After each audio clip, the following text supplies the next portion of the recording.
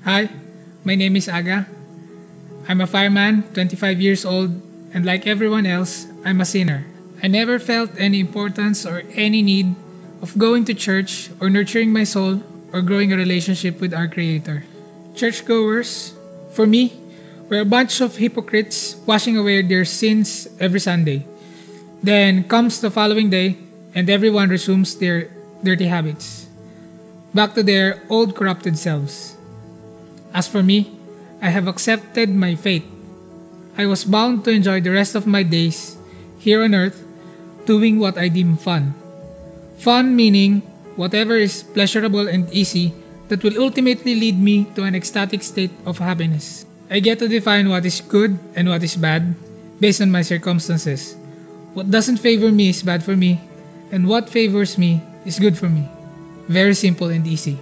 Corrupted me, corrupted world, and one perfect God, unknown to me, and I wouldn't even bother knowing. That's pretty much what it was for me until I got fished out from the sea. Amidst all the fun I was having, I never felt any purpose or compassion. Then, in the lowest point of my life, someone invited me to attend Inside Out. I was courting her, so I did go to the church with her. I was not really interested and I went to church just so I could be with Janela.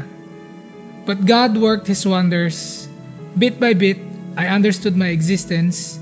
Little by little, I found purpose. Then, I stopped dating the church and fell in love with it. With the people, and most especially, with Him. I found myself hungry and thirsty for the truth. That was when I got more involved in the ministry. I joined a small group and it has helped me a lot. I got to see through people with the same problems I was faced. It started to grow on me.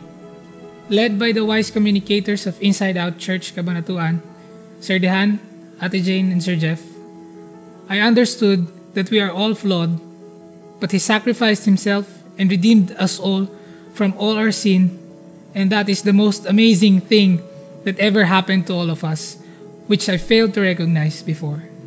And for that, I publicly confess that I accept Jesus as my personal Lord and Savior.